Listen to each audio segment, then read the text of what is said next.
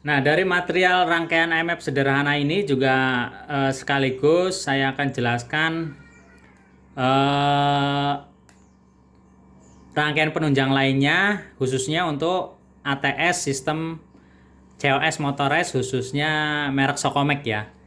Apa itu? Nah, ini terkait relay pengganti DPS power supply ya, atau dual power supply. Jadi video saya sebelumnya menjelaskan relay pengganti untuk DPS atau dual power supply itu sudah ada, itu part satunya saya anggap. Dan itu memanfaatkan tegangan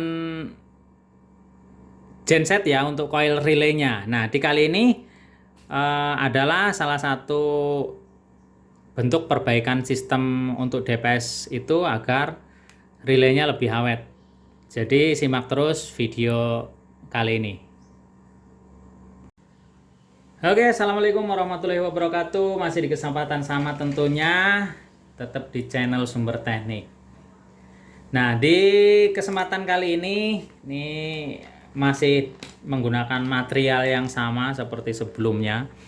Ini ada beberapa hal yang bisa saya buat materi di sini. Jadi di video kali ini akan saya bahas relay LY4 ini, yaitu fungsinya sebagai pengganti DPS atau pengganti Sokomek DPS ya. Karena rangkaian ini dibuat permintaan saudara kita itu nanti untuk aplikasinya menggunakan COS motorized merek Sokomek. Ya. Mungkin video sebelumnya sudah saya jelaskan terkait relay pengganti untuk sistem dual power supply punyanya Sokomek ya.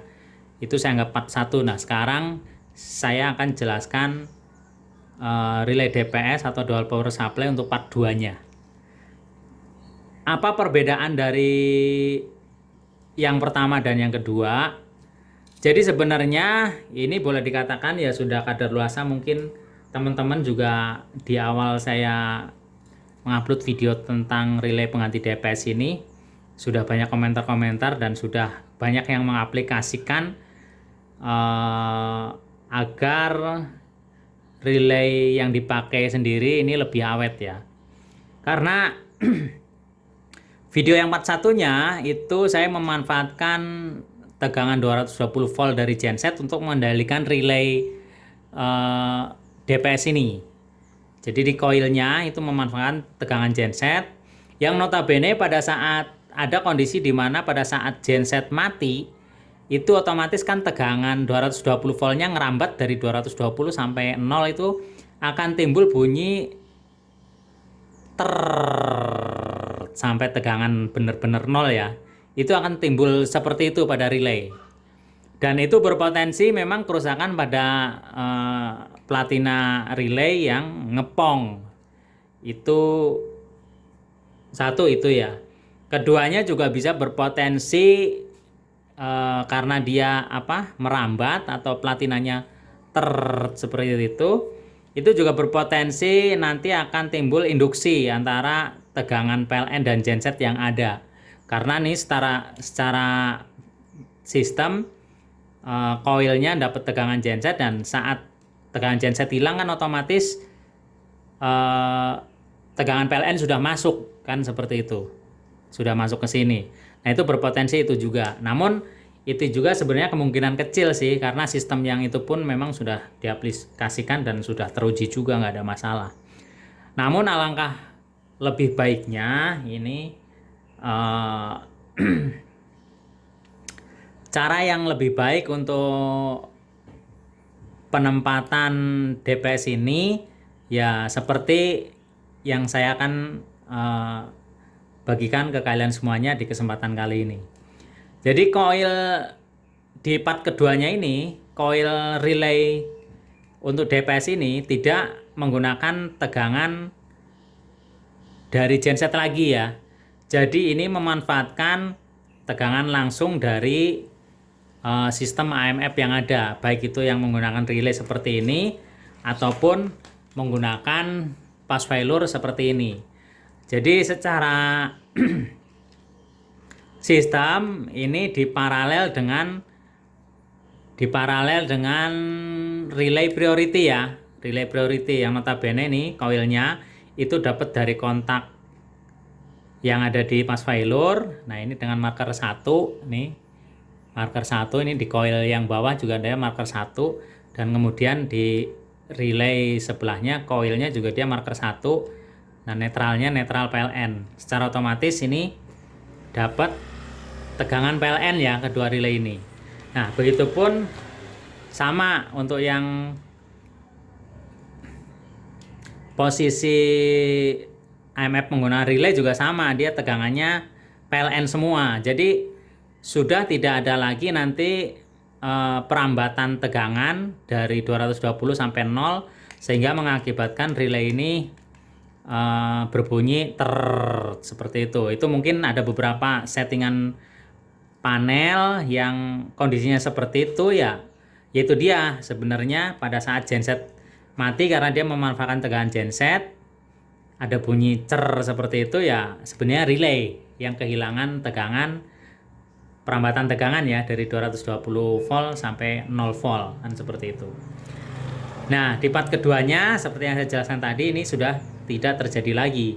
Ya diharapkan seperti yang saya bilang tadi untuk agar relaynya juga awet, terus kemungkinan ada induksi yang masih sisa berbenturan antara tegangan genset dan PLN itu juga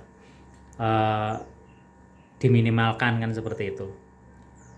Nah, kemudian untuk yang item berikutnya yang mau saya sampaikan adalah, jadi terkait ini tegangan semuanya kayak gini. Ada kondisi yang menanyakan kondisinya. Ini kan masih kondisi genset ya, masih kondisi dual poros supply ini masih tegangan genset, sebenarnya genset masih hidup. Tapi ternyata tiba-tiba PLN sudah oke, kan otomatis ini langsung pindah ke posisi tegangan PLN ya. Jadi genset masih hidup, tapi ketika PLN hidup kan ini otomatis motor dapat tegangan PLN. Sementara posisi kontaknya gedung itu masih posisi genset. Nah, itu apa? Masalah enggak perintah kontrol ke COS-nya itu karena motornya udah dapat PLN sementara main kontaknya masih posisi genset, itu dioper ke posisi PLN. Itu masalah enggak? Nah, saya tegaskan itu enggak ada kaitannya ya.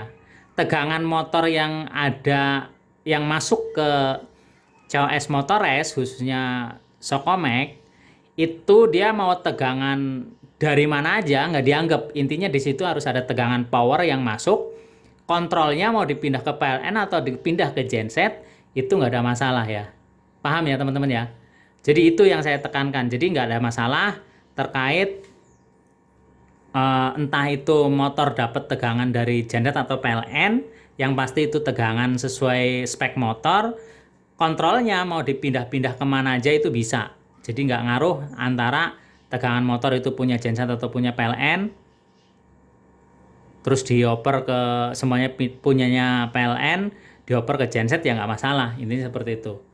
Dan secara prinsip bahwa motor itu ya nggak nganggep entah itu tegangan dari mana, yang penting dia dapat tegangan. Nah, mau dioper mau kemana, mau ke genset atau ke PLN itu bisa.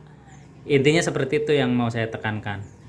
Jadi sejauh ini mungkin dapat dipahami ya teman-teman ya mengenai dual power supply untuk part keduanya ini.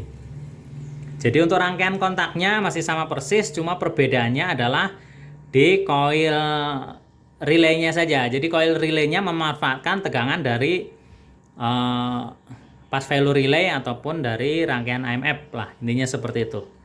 Jadi semoga ini juga dari sekian video dapat dijadikan referensi buat kalian semuanya untuk membuat sistem lebih bagus lagi dan lebih bagus lagi. Ini seperti itu.